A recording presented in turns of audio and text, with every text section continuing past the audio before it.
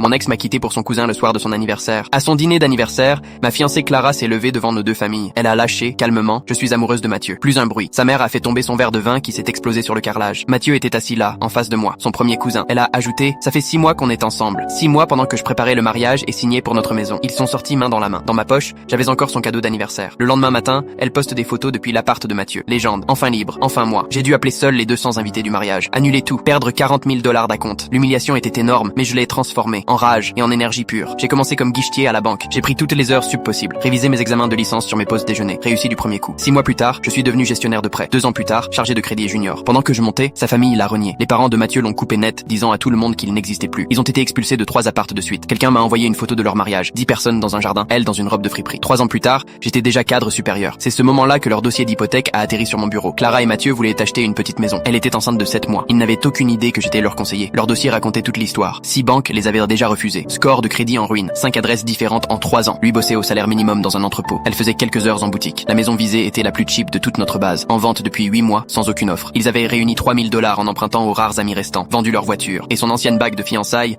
celle pour laquelle j'avais économisé 3 ans, était partie au clou pour payer un loyer. Mon assistante a frappé. Les Dubois sont là. Par la vitre, je les ai vus. Elle énorme de grossesse. Lui en costume usé, le même que ce fameux soir. Ils avaient l'air désespérés. Ils n'avaient aucune idée qu'ils allaient tomber sur moi. J'ai dit, faites-les entrer. Mathieu est passé le premier. Il m'a vu, figé, plus une goutte de couleur sur son visage. Clara l'a bousculé sans comprendre, jusqu'à croiser mon regard. Sa main est montée direct à sa bouche. Elle a soufflé. Mon Dieu, ils ont voulu sortir. Je les ai arrêtés. Si vous partez, votre dossier est refusé partout. Pas le choix. Ils se sont assis. Mon bureau montrait clairement ma réussite. Diplôme, trophée, fauteuils en cuir. Tout ce qu'ils n'auraient jamais. J'ai ouvert leur dossier. Score de crédit 421. 3 expulsions. Pas d'adresse fixe. Les larmes aux yeux. Elle a murmuré. On squatte chez des amis. J'ai répliqué. Les quelques-uns qui vous parlent encore. Elle a sursauté. J'ai poursuivi. Chaque retard, chaque facture impayée. Vous avez mis en gage une bague le mois dernier pour 900. Cette bague m'avait coûté 8 000. 3 mois de salaire. Elle pleurait maintenant. Elle a supplié. Le bébé a besoin d'un foyer. S'il te plaît. J'ai regardé le rapport ridicule. Regardez ce que leur amour avait produit. À peine admissible. Limite extrême du ratio dette-revenu. J'ai parlé lentement. Vous êtes au bord du rejet. Mais je vais approuver ce prêt. Silence. Il me fixait, choqué. Mathieu a demandé pourquoi. Je me suis levé. Parce que je suis un pro et que tout le monde mérite une seconde chance. Même ceux qui ne m'en ont jamais laissé une. Clara a éclaté. Te quitter a été la pire erreur de